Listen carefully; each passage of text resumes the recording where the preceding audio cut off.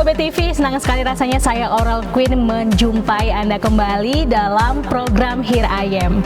Nah, kali ini pastinya kita program Here I Am akan menyajikan obrolan seputar hal yang inspiratif dan tentunya akan mengedukasi sahabat UBTV di rumah. Kali ini sudah hadir bersama saya owner dari Bikinin Aja Indonesia, yaitu Mas Fajar. Ya. Halo Mas Fajar, Halo. apa kabar nih hari ini? Alhamdulillah baik, Pak. Baik ya. Dan tadi kalau ngomongin soal aku sudah announce sedikit ya Mas ya.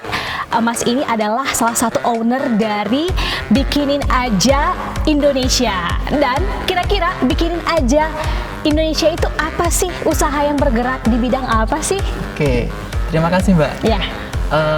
Bikinin Aja Indonesia itu merupakan usaha bergerak di bidang konveksi. Jadi kayak pembuatan jaket, pembuatan kaos, terus pembuatan jas dan sebagainya. Jadi seperti itu. Nah, itu basisnya custom. Oh, basisnya custom, berarti by request ya, Mas ya. Betul, seperti itu. Oke, kalau ngomongin soal Bikinin Aja, pastinya tidak terlepas daripada sejarah. Dan ini kenapa sih awal munculnya ide untuk membuat usaha Bikinin Aja itu seperti apa? Bisa langsung kasih tahu nih ke sahabat UBTV. Oke, awalnya itu dulu itu sebenarnya usaha ini itu sudah bergerak sebelum saya membuat gitu. Oke. Kenapa seperti itu? Dulu kan orang tua saya sendiri itu juga konveksi basicnya, jadi seperti itu. Nah, berhubung dulu itu manajemennya masih tradisional, terus masih apa ya? Mungkin untuk marketingnya masih door-to-door dan sebagainya. Terus ketika pandemi kan dulu segmennya itu di SD kayak sekolah-sekolah SMP, SMA. Nah, ketika pandemi kan langsung apa ya? Langsung berhenti gitu. Iya, terjadi penurunan secara drastis ya. Nah, betul. Nah, saya kan melihat satu potensi tersebut sehingga ingin meneruskan atau menata kembali dan diinovasi lebih lanjut untuk konveksi tersebut. Oke, ngomongin soal konveksi dari Bikinin Aja ini, itu kan tadi udah diceritakan oleh Mas Fajar backgroundnya dari orang tua. Nah, kalau boleh tahu ya Mas, itu sejak kapan sih usaha dari orang tua dilanjutkan ke Mas Fajar itu mulai dari kapan? Untuk dilanjutkannya ya? Iya. Jadi bukan dari awalnya nih, dari awalnya nih, ya biar enak kita kan dari awalnya itu gimana, kapan mulainya? Oke, awalnya gini, ketika tahun 2019 kan pandemi, 19 akhir ya? Iya, benar. Nah, 19 akhir kan pandemi, sehingga pangsa pasar kita kan berhenti, punya orang tua berhenti. Nah, kalau ngomongin soal punya orang tua nih kan berarti mulai dari kapan nih Mas? Mungkin dari bulan sebelum tahun 2019 apakah sudah mulai atau gimana? Sudah mulai cuma berhenti. Oh, karena dari segmen tahun berapa? pasaran tahun 2019. 19. Oh. Karena ketika itu pas pandemi kan. Oh, berarti setelah pandemi berhenti. Ya, berhenti. Ya, sampai 2020. Nah, saya kan melihat suatu potensi sudah ada kayak ilmu-ilmu terkait konveksi dan sebagainya, sehingga saya ingin meneruskan atau menginovasi bisnis tersebut gitu. Oh, oke, I see. And then kalau misalnya kita ngomongin soal sejarahnya tadi itu emang melekat dari orang tua gitu ya. Apakah memang orang tua atau keluarga itu punya background pengalaman gitu ya untuk belajar mendalami ilmu konveksi ini sendiri? Untuk orang tua saya sendiri sebenarnya sudah ada pengalaman. Oke. Tapi uniknya itu semuanya nggak bisa jahit. Jadi cuma bisanya ngelola juga gitu. Oh, mengelola. Dan kalian itu berarti usahanya emang membutuhkan jasa juga dari orang-orang yang bisa membantu Bikinin Aja ini ya gitu ya Mas ya? Betul, betul. Oke, kalau ngomongin soal ini ya, kalau misalnya pekerjanya, kira-kira Bikinin Aja ini udah punya berapa pekerja sih gitu ya kan? Penasaran juga nih gitu. Kalau untuk pekerjaan sendiri sekarang sekitar 15 orang. Oke. 15 orang, ada 2 potong, terus ada 13 penjahit. Oh, Dua yang potong kain. Oh, 2 yang potong kain. Oke. Terus yang 13 potong kain. Terus ketambahan 3 ya manajemennya kita. Oke, berarti totalnya 15 orang. Totalnya sekitar 18. 18 orang. Ya, oke, baik. Dan tadi kita udah sempat ngobrol ya Mas Fajar sebelum kita mulai taping gitu ya. Ternyata Bikinin Aja ini tuh bukan hanya dimiliki oleh atau dikelola oleh satu orang yaitu Mas Fajar, tapi ada 2 orang lagi nih di balik kerennya bikinin aja. Ada siapa aja sih itu, Mas? Nah, untuk dibalik dua orang ini ya, itu teman saya juga. Saya kan kuliahnya di Universitas Negeri Malang. Oh, Nah, I see, oke. di Fakultas Ekonomi. Nah, dulu itu mau bikin ini, saya tuh berpikir siapa sih yang bisa mengelola keuangannya, siapa yang bisa mengelola pemasarannya sebagainya, sehingga saya nyoba tanya ke teman saya dan mengajak untuk gabung, Kerjasama gitu, kolaborasi. buat bikin buat konveksi ini. Jadi seperti itu. Oh, oke, I see.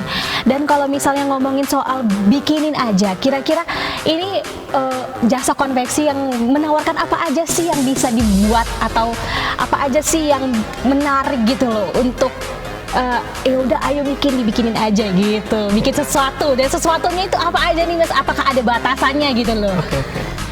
Untuk pembuatan produknya ya. Iya. Nah, untuk produknya itu bisa PDH, bisa kaos, bisa jaket. Jadi seperti itu. Oh, oke. Jadi biasanya punyanya ormawa, terus punyanya PT-PT dan sebagainya itu biasa bikin di kita.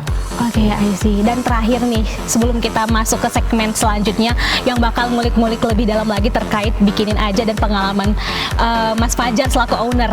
Apa sih alasan kuat dari Mas Fajar sendiri untuk mengelola ataupun membangun usaha dari bikinin aja ini? Oke, untuk alasan sendiri sih sebenarnya untuk membuka lapangan pekerjaan sih. Karena dari dampak pandemi ini kan banyak penjahit-penjahit itu banyak yang nganggur. Iya, benar. Nah, sehingga banyak yang dirumahkan. Nah, untuk yang keunikan sendiri kita itu untuk para penjahitnya itu nggak satu lokasi. Kadang kalau untuk untuk konveksi biasanya kan satu lokasi di dalam ruangan yang besar. Nah, kita itu lebih ke di rumahnya masing-masing penjahit. Jadi mesin kita ada di sana semua, kita fasilitasi, terus kita berdayakan mereka.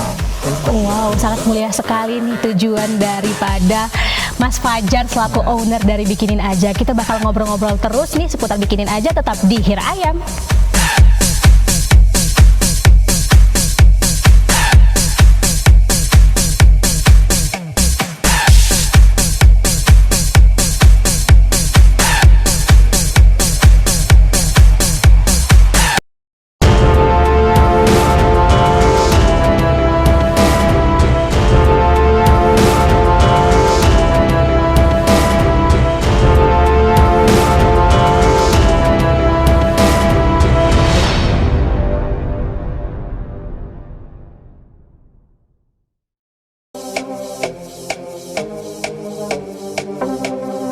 Welcome back again di program Hir Ayam. Masih bersama aku Aurel Queen dan narasumber saya hari ini yang luar biasa ada Mas Fajar selaku owner dari Bikinin Aja.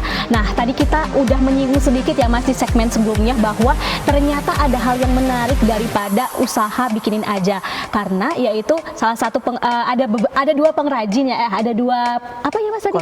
Konsep ya. Konsepnya itu boleh lebih detail lagi dikasih tahu ke sahabat UB TV konsep cara kerja, pembagian kerjanya dari Bikinin Aja itu seperti apa sih? Oke.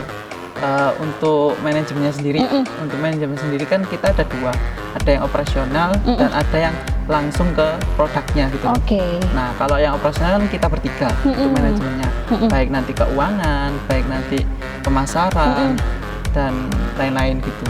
Nah, untuk yang langsung membuat produknya, nah ini yang ada hal yang unik gitu. Yang tadi sebagai suatu alasan kita untuk membuat bisnis ini. Nah, dan ada dua, ada yang potong kain dan ada yang jahit. Iya, kan mesti benar. seperti itu kan kalau di konveksi. Nah, untuk yang jahit sendiri ini kita bukan di satu lokasi, melainkan di beberapa lokasi yang ada potensi orang-orangnya bisa menjahit, seperti itu. Kalau boleh tahu di mana aja tuh Mas tempatnya? Nah, kalau untuk tempatnya kita sangat tersebar sekali, mulai dari kabupaten sampai kota itu ada. Nah, ada di daerah Jabung, Kabupaten Malang, ada di daerah Pakis juga, ada kalau di kota ada di Lesan Puro sama Bunul.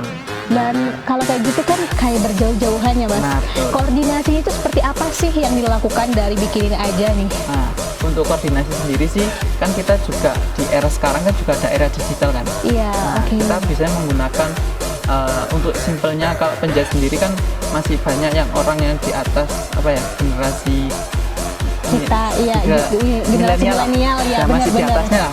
Ya, dan benar. itu banyak juga yang masih belum paham terkait digital. Iya, Nah, benar. sehingga untuk simpelnya saja kita ajari juga di koordinasi lewat WA dulu. Tapi juga ada nanti buku kontrol terkait satu proyek.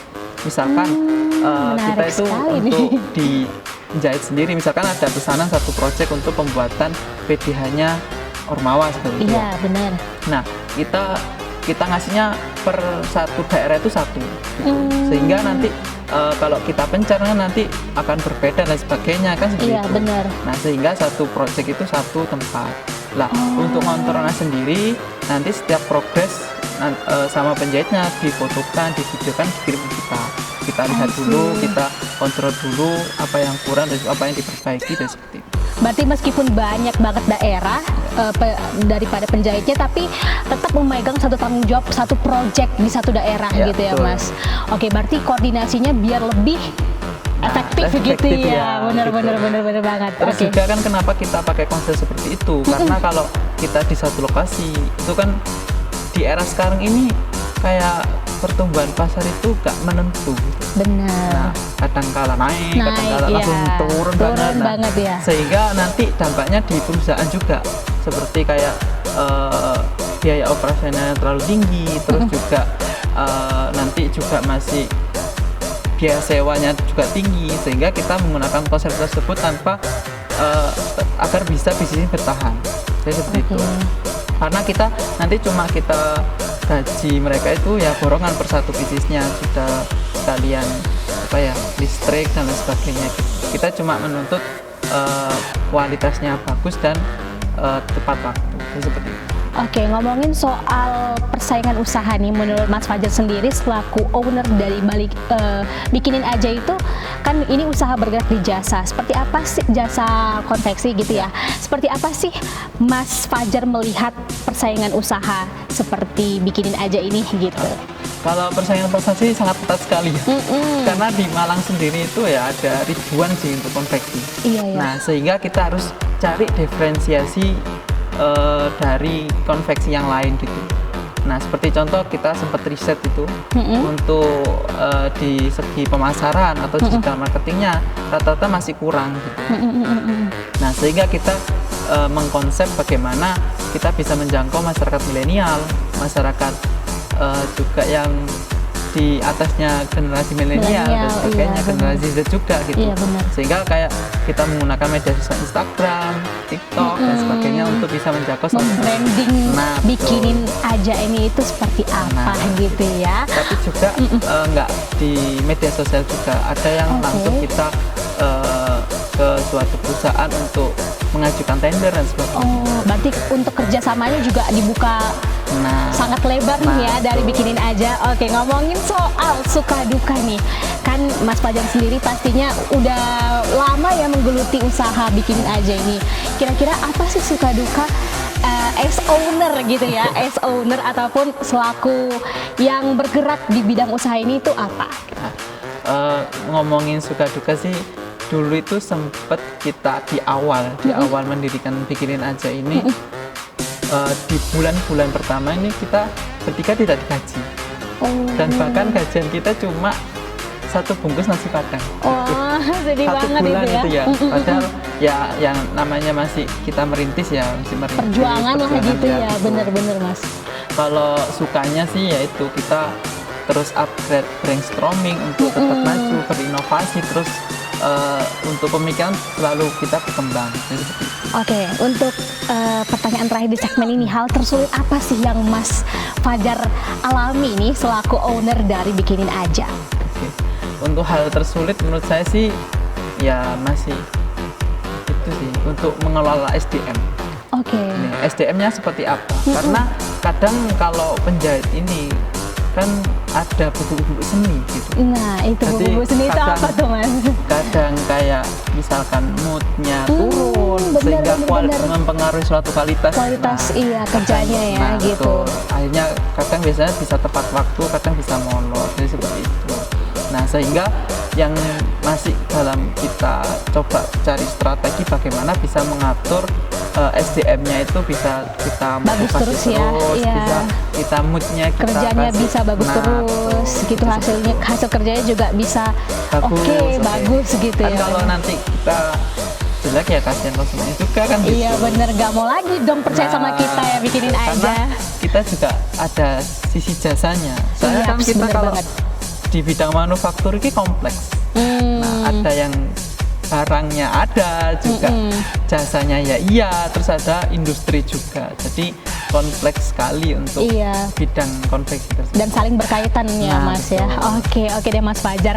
Kali ini kita akan berhenti sejenak nih, jeda sejenak, karena kita masih bakal ngobrol-ngobrol seputar bikinin aja, tetap di Hir Ayam.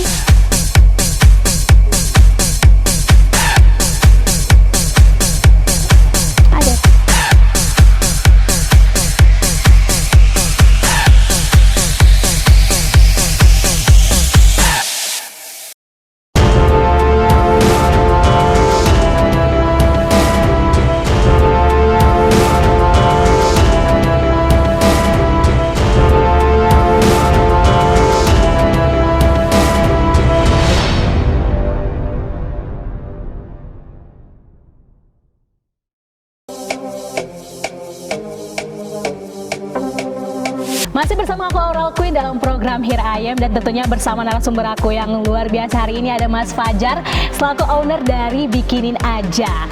Kalau tadi kita udah ngobrolin seputar hal-hal yang menarik dari Bikinin Aja, sejarahnya gitu-gitu ya Mas ya. Kali ini aku penasaran nih sama produk yang dipakai dari Mas Fajar. Katanya ini tuh produk dari Bikinin Aja. Apakah betul Mas Fajar? Nah, betul. Ya, bener banget. Ini kalau aku lihat nih bomber jacket yang warnanya hitam ya Mas ya. Warna navy. Oke. Kelihatan mungkin sahabat UBTV karena lighting kita di sini itu hitam ya kan. Tapi ini warna aslinya itu navy.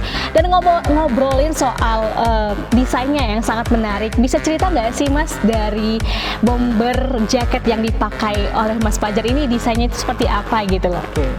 Nah, untuk bomber sendiri ini seragam kita gitu loh. Oh, seragam dari manajemennya. Oh, manajemennya Bikinin Aja ya, gitu betul. ya. Jadi kayak kita kan ada kayak apa? Kalau PDH kayak terlalu formal banget gitu. Bener. Nah, sedangkan kita juga kerja lapangan gitu ya Mas ya. Bener.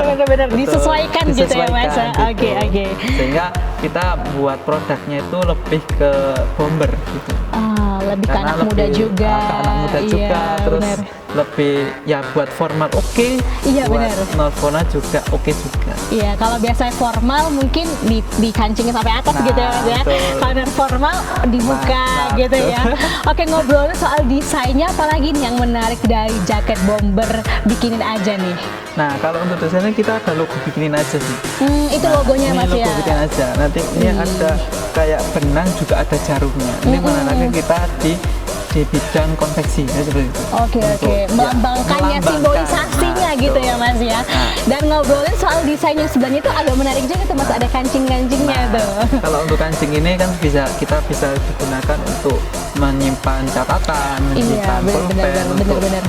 Kita evaluasi dan sebagainya. Jadi seperti itu. Oke, ngobrolin berarti ini Bikinin Aja ini menerima custom apapun gitu ya dari customer gitu ya Mas ya. Ya, tapi mungkin ada batasnya, beda sama yang tailor. Mungkin ada perbedaan di situ. Apa tuh batasannya Mas ya?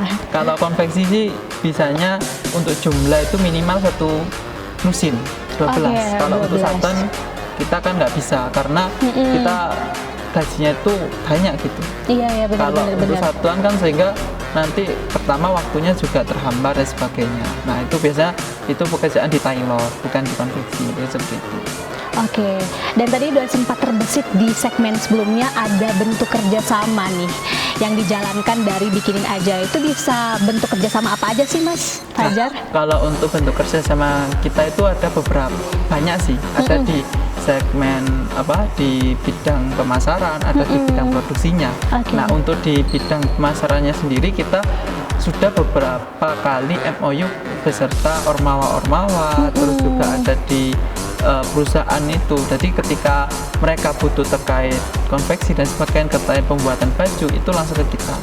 Kalau untuk saat ini yang MOU sendiri yang di Ormawa ada di BEM UM. BEM UM itu segala bentuk apapun yang ingin dibuat mereka itu di kita, seperti itu. Nah, untuk kalau di perusahaan kita ada di PT Small dan sebagainya gitu. Oh, berarti emang sangat terbuka sekali ya, bikinin aja ini kepada masih pihak-pihak. satu sisi pemasaran ya. Oh ya, kalau yang untuk lainnya sisi nih, yang produksi, lainnya nih. nah, karena di bagian bordir ini, untuk membordir ini kita kan mau beli mesinnya sama sekali. Iya, gitu. benar, benar. Dan juga kita usaha masih 2 tahun, sehingga untuk membeli mesin bordirnya sendiri ini masih belum mampu, sehingga kita untuk produksinya sendiri, untuk bagian bordir kita masih kerjasama.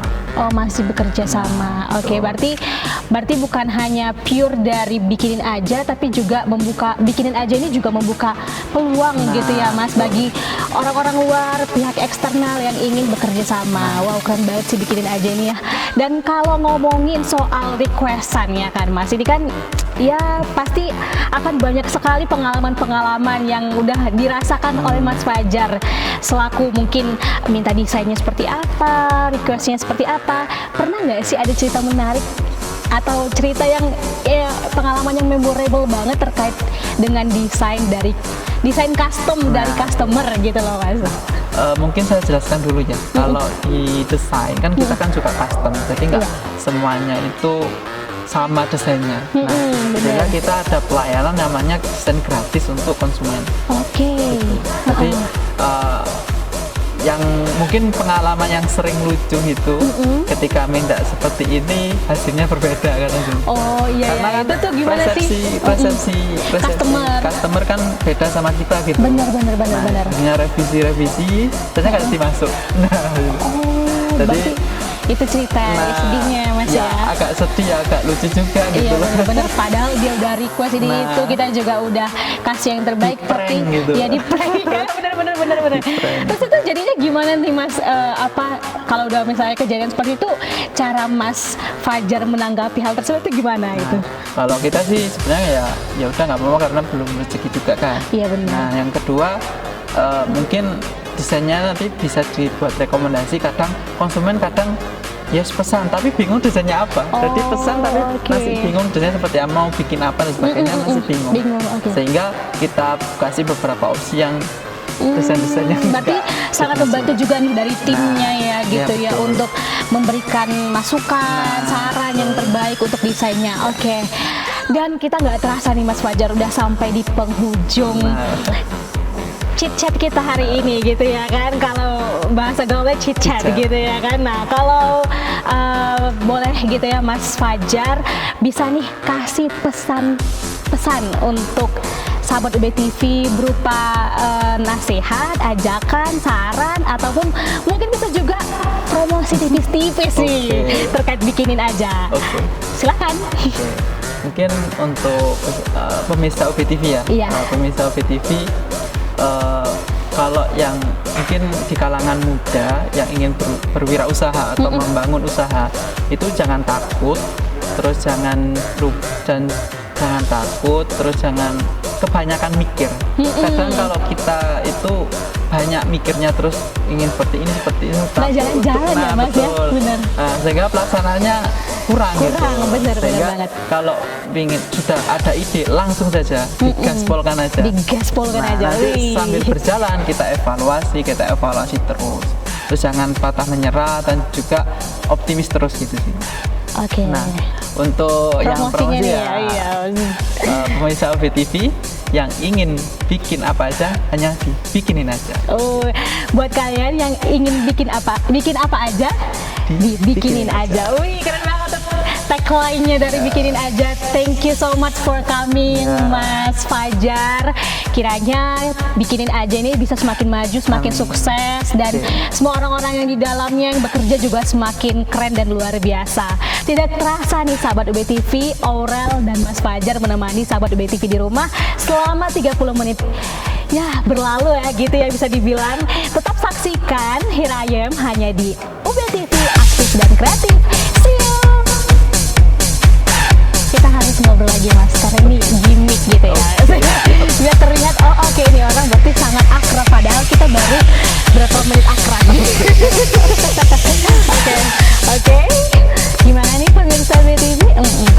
Chit Chat.